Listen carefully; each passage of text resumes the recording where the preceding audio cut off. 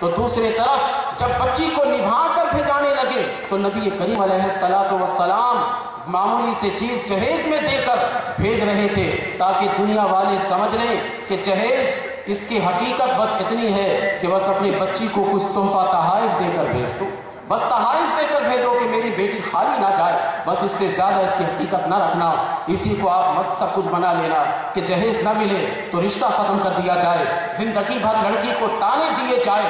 یہ کچھ تانوں کا سلسلہ نہ چلائیے، یہ کچھ آپ لڑکیوں کو اس طرح سے نہ کہیں کہ تم اپنے باپ کے گھر سے یہ لاؤ وہ لاؤ۔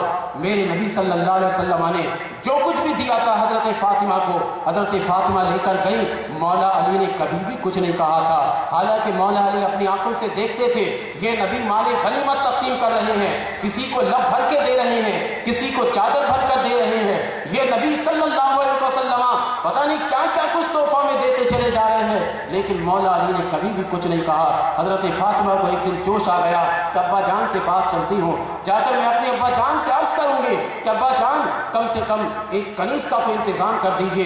دیکھیے میرے ہاتھ کو حضرت فاطمہ پہنچی اور جا کر اپنے ہاتھ کو دکھاتی ہے کہ ابا جان میرے ہاتھ کو دیکھیے کہ میں اب چکی چلا چلا کر میرا بڑا برا حال ہو رہا ہے، میں اب چکی چلا نہیں سکتی، ابا جان اگر آپ ایک کنیزہ مجھے دے دیں، کنیز میری خدمت کرے۔ نبی کریم علیہ السلام نے ایک آہ بھری اور بھر کر کہا بیٹی کیا میں کنیز سے بھی بہتر کچھ تم کو نہ دے دوں؟ حضرت فاطمہ کہنے لگی ہاں ابا جان ضرور دیجئے۔ میرے نبی صلی اللہ علیہ وسلم نے فرمایا بیٹی 33 مرتبہ سبحان اللہ پڑھ لیا کرو، 33 مرتبہ الحمدللہ پڑھ لیا کرو، 33 مرتبہ اللہ اکبر پڑھ لیا کرو، یہ بہترین تمہارے لیے خدمتگار ہے۔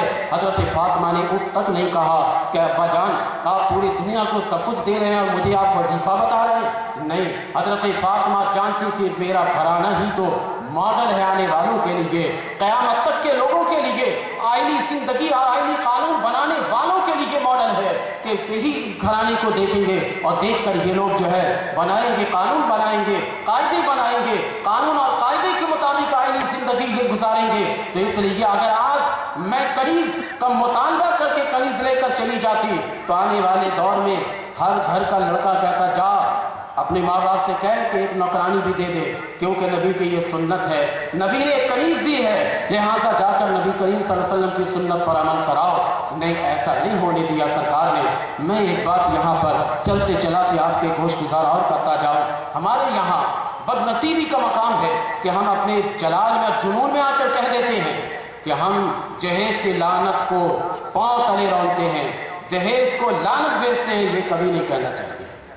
جہیز تو نبی کا تحفہ ہے، تعداد کی بات کریں آپ، زیادہ مقدار کی بات کریں آپ، نبی کریم صلی اللہ علیہ وسلم نے چکی دی آٹا پیسنے کی، جہیز تو ہے، لعنت کس پر آپ بھیج رہے ہیں؟ نبی کریم علیہ السلام نے تکیہ دی، یہ جہیز تو ہے، نبی کریم علیہ السلام نے بچھونا دی، یہ جہیز تو ہے، کم یا بیش ہو جہیز تو ہے، تو جہیز پر لعنت نہ بھیجیں، جہیز دینا سنت ہے۔ البتہ جہیز میں جو خرافات ہے اس کو بند کرنا چاہیے۔ تو یہ نعرہ ہی غلط ہے کہ جہیز پر لعنت ہو، نہیں، یہ تو نبی کی سنت ہے، ذرا غور تو کرے نا۔ جہیز ایک مٹھی دے یا ایک ٹرک بھر کر دے، جہیز جہیز ہے، البتہ یہ نعرہ لگائیے جہیز کے مطالبہ کرنے والوں پر لعنت۔ یہ نعرہ صحیح ہے کہ جو جہیز کا مطالبہ کرتا ہے اس پر لعنت بھیجیے۔ یہ لعنتی انسان ہو سکتا ہے کہ جہیز کے بارے میں مطالبہ یہ کر رہا ہے جتنے لڑکی والے دے دیں اسی پر خوش و خرم ہو جائیے، اور جو لوگ مطالبہ کریں تو آپ وصف عام کے ساتھ اس پر لعنت بھیج سکتے ہیں۔ جہیز پر کبھی بھی لعنت نہ بھیجیں، جہیز تو میرے نبی کے سنت ہے۔ نبی کریم علیہ السلام نے جہیز دیے، تھوڑے ہو یا زیادہ، سرکار نے جہیز عطا فرمائے۔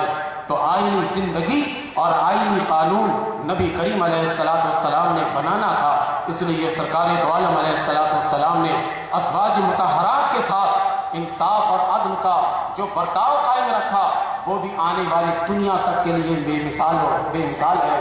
اور نبی کریم علیہ السلام نے جہیز سے متعلق بیٹی کو نبھا کر جو آپ نے قاعدہ اور قانون آئینی زندگی سے متعلق بنا دیا، میرے نبی صلی اللہ علیہ وسلم کی یہ زندگی بھی ہم سب کے لیے ماڈل اور آئیڈیل ہے کہ ہم نبی کریم علیہ السلام کے اس سیرت کو اور اس اسوہ کو اپنائیں اور آئینی زندگی اس جانب جائے۔ جو انسان آئینی زندگی، آج ہمارے یہاں آئینی قانون ہم بناتے ہیں اس میں اپنے طور پر کیا کیا ڈال دیتے ہیں وہ الگ چیز ہے.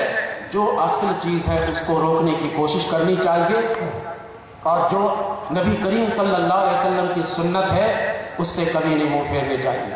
میں نے لڑکوں کو بھی تنبیہ کر دی، اب میں نے وہ ادھار چکا تو دیا نا، اب یہ شکایت نہ کیجیے. اتفاق سے قریب ہی میں یہ موقع ملا ہے. پہلے انہوں نے گھر کے سامنے کیا تھا، بالکل روڈ پر ہمیں لے آئے تاکہ لڑکے کی بات ہو تو ایک دم کھل کر بیان کی. تو اب ان لڑکے والوں کو ہوش میں آ جانا چاہیے. یہ سارے مال و متاع جہیز کے سب آپ چھوڑ کر جائیے گا، سب کچھ بیکار ہو جائے گا اگر بہو آپ کی صحیح نہ ملی. بہو اگر آپ کی صحیح مل گئی، لڑکی اگر آپ کی صحیح آ گئی آپ کے گھر میں، اور یہ اسی وقت ممکن ہے جب آپ نبی کی سنت کے راستے سے لے کر آئیے گا، نبی کریم علیہ السلام کی پیروی کے راستے سے آئیے گا. آج کتنے کا سد بات کیا جائے، ایک دو خرابی ہو تو اس کا سد بات کیا جائے، کتنے کے کا سد باب آپ کیجیے. ہمارے یہاں ایک دن باقی ہے، لڑکی کو اب بہو کو لانا ہے، گھر میں نبھا کر لانا ہے. ایک دن پہلے اپنے گھر میں محفل میلاد سجانے کے بجائے میوزیکل پروگرام سجاتے ہیں. ایک دن پہلے پٹری سے اتر جاتے ہیں. آپ کے گھر میں اللہ کے رسول کی برکتیں کہاں آئیں گی؟ پہلے ہی آپ جو ہے دائرے سے نکل گئے. اور حد تو یہ ہے کہ جن کے یہاں اس قسم کی شادی کی محفل ہوتی ہے وہ اپنا مذہبی حق سمجھنے لگ گیا ہے کہ یہ میوزیکل پروگرام ہمارا حق ہے. یہ اگر نہیں کریں گے تو پتہ ہی نہیں لگے گا کہ اس گھر سے دولہا نکل رہا ہے یا میت نکل رہا ہے. وہ یہ سمجھتے بیچارے، حالانکہ ایسی بات نہیں ہے. سادگی سے میرے رسول صلی اللہ علیہ وسلم نے اپنی چاروں بیٹی کو نبھایا، اور اتنی سادگی سے کہ معمولی سی بات، معمولی سے جہیز دے کر.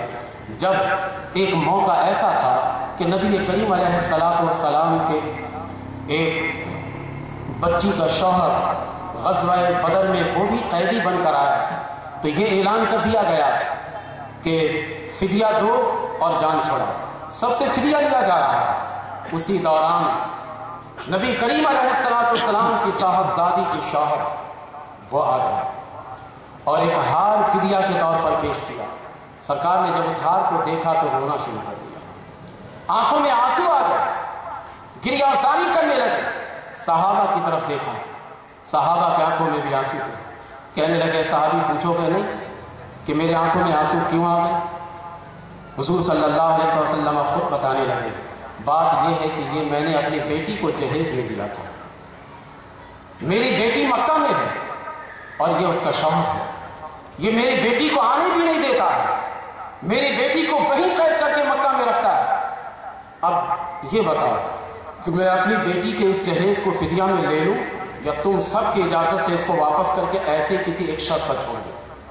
صحابی عرض گزار ہوئے کہ حضور آپ مالک و مختار ہیں، آپ جس طرح سے چاہیے آپ کیجیے، آپ انہیں ہار واپس کر دیجیے تاکہ بیٹی کو جو جہیز میں دے دیتے اسے آپ نہ لیں. آپ دے دیجیے. آنے والوں کے لیے قاعدہ بننا ہے، ایک اصول بنانا ہے کہ بیٹی کو ایسا نہیں کہ زیورات سونے کے دیں اور راتوں رات پھر بیٹی سے واپس لے لیں. قاعدہ بننا ہے حضور، دے دیجیے واپس. سرکار نے دے دی. کہا لو. سرکار اپنے آنسو بھرے انداز میں کہنے لگے کہ یہ ہار تو واپس لے لے، لیکن ایک شرط یہ ہے کہ تم میری بیٹی کو مدینے پہنچا دے. تم میری بیٹی کو، اب تک وہ کلمہ پڑھ کے مسلمان نہیں ہوئے تھے، اس بنا پر وہ آنے نہیں دے رہے تھے. نبی کریم علیہ السلام نے یہ قید لگا دی، وہ راضی ہو گیا. اور آخر وقت میں اللہ تبارک و تعالیٰ نے ان کو بھی ہدایت دی، ان کا شوہر بھی پکا مومن ہو گیا. یا آخر وقت میں اللہ تبارک و تعالیٰ نے انہیں بھی یہ ہدایت دے دی. تو یہ جہیز کا معاملہ ہے کہ اس طریقے سے جہیز نبی کریم علیہ السلام جن کے ساتھ سونے کے پہاڑ چلتے ہیں، زمین خزانہ اگلتی ہے، یہ سب کچھ آج جو کچھ وہاں کے لوگوں کو مل رہا ہے، زمین اگر تیل اگل رہی ہے، اگر پہاڑوں سے سونے نکل رہے ہیں، وہاں اگر ریال کے ریل پیل ہیں، یہ سب میرے نبی کا صدقہ ہے، میرے نبی صلی اللہ علیہ وسلم کا صدقہ ہے کہ سرکار دو عالم علیہ السلام کے وسیلہ جلیلہ سے یہ سب کچھ مل رہا ہے. تو میرے نبی اپنی بیٹیوں کو دینا چاہتے تو کتنا کچھ دے دیتے، لیکن جتنا بھی دیتے آنے والوں کے لیے دلیل تو بن جاتی ہے، اس لیے مختصر کیا. اب جتنے نوجوان یہاں سن رہے ہیں، یہ سی ڈی بن رہی ہے، اس کے بعد اس سی ڈی کو عام کرنا آپ کی ذمہ داری ہوگی. کیسٹ بن رہی ہے، اس کیسٹ کو آپ کی ذمہ داری ہے کہ عام کریں. اور کم از کم دائیں بائیں آپ نہ دیکھیں، اپنی ذات کو دیکھیے کہ آپ نے کیا کرنا ہے۔ جو کر چکے وہ اللہ معاف کرے، جس نے ابھی اس مرحلے کو نہیں گزارا ہے وہ دوسرے کی جانب نہ دیکھے، اپنی ذات کی جانب دیکھے اور اپنے لیے تہیا کر لے کہ ہم اپنے سسرال والوں سے کسی چیز کا مطالبہ نہیں کریں گے، اگر وہ بخوشی دیں گے تو ہم انکار بھی نہیں کریں گے، مطالبہ بھی نہ کریں، اور بخوشی دے دے تو انکار بھی نہ کرے، کیونکہ تحفہ جہیز ایک تحفہ ہے، لڑکی اپنے ساتھ لے کر آتی ہے، تحفہ سے انکار بھی نہیں کرنا چاہیے۔ یہ آج یہ میسج اور پیغام لے کر جائیے کہ اسلام کا آئلی نظام اور اسلام کی آئلی زندگی اگر آپ گزارنا، اس کو اپنانا چاہتے ہیں تو یہ بس آپ واضح الفاظ میں لے کر جائیے کہ ازواج مطہرات کے ساتھ جو عدل و انصاف کا برتاؤ کرنا چاہیے میرے نبی نے وہ سکھا دیا، اور اس کے بعد بیٹی کو نبھانے کا جو طریقہ کار چاہیے وہ طریقہ کار میرے نبی صلی اللہ علیہ وسلم نے حضرت فاطمہ کو بیاہ کر دکھا دیا، حضرت زینب کی شادی کر کے ہمیں دکھا دیا، حضرت رقیہ کی شادی کر کے نبی کریم علیہ السلام نے ہمیں بتا دیے، حضرت ام کلثوم کو نبھا کر نبی کریم علیہ السلام نے ہمیں بتا دیے، 4 بچیوں کو نبھا کر میرے نبی صلی اللہ تعالیٰ علیہ وسلم نے ہمیں بتا دیے کہ آئلی طور پر آپ نے سماج میں کس طریقے سے رہنے ہیں، کس طریقے سے زندگی بسر کرنی۔ اللہ تبارک و تعالیٰ نے اسی بنا پر اس پیارے محبوب صلی اللہ علیہ وسلم کو کسی تعداد تک محدود رکھنے کے بارے میں پابند ہی نہیں بنایا تھا، بلکہ کہا تھا کہ محبوب خالصۃ لک من دون المؤمنین، ہم آپ کو تعداد سے آزاد کرتے ہیں لیکن من دون المؤمنین، مومنین کے سوا۔ عام آدمی کو اس تعداد سے آزادی نہیں ملے گی، عام آدمی 4 تک محدود ہوں گے، میرے نبی صلی اللہ علیہ وسلم کو یہ آزادی مل گئی کہ آپ جتنے نکاح کرنا چاہتے ہیں کر سکتے ہیں۔ تو اب یہ واضح ہو گیا اور یہ صاف بات واضح ہو گئی کہ نبی کریم صلی اللہ علیہ وسلم نے اتنے نکاح کیوں کیے تھے، اس کے پس پردہ کیا بات تھی۔ رابن ہارٹ نے جو کچھ کہا اس کو بعد میں سمجھ میں آیا، میں یہی کہتا ہوں مسیحی مورخین کو بھی انشاءاللہ جیسے جیسے وقت گزرتا چلا جائے گا انہیں بھی بات سمجھ میں آتی چلی جائے گی۔ دوسری جنگ عظیم تک جب 4 نکاح کی اہمیت اس انگریز مورخ کو سمجھ میں آ گئی تو انشاءاللہ دور گزرے گا تو میرے نبی کے 15 نکاح کا فلسفہ بھی ان کو سمجھ میں آ جائے گا۔ اللہ تبارک و تعالی ہم سب کو عمل کی توفیق عطا فرمائے۔ وما علینا الا البلاغ۔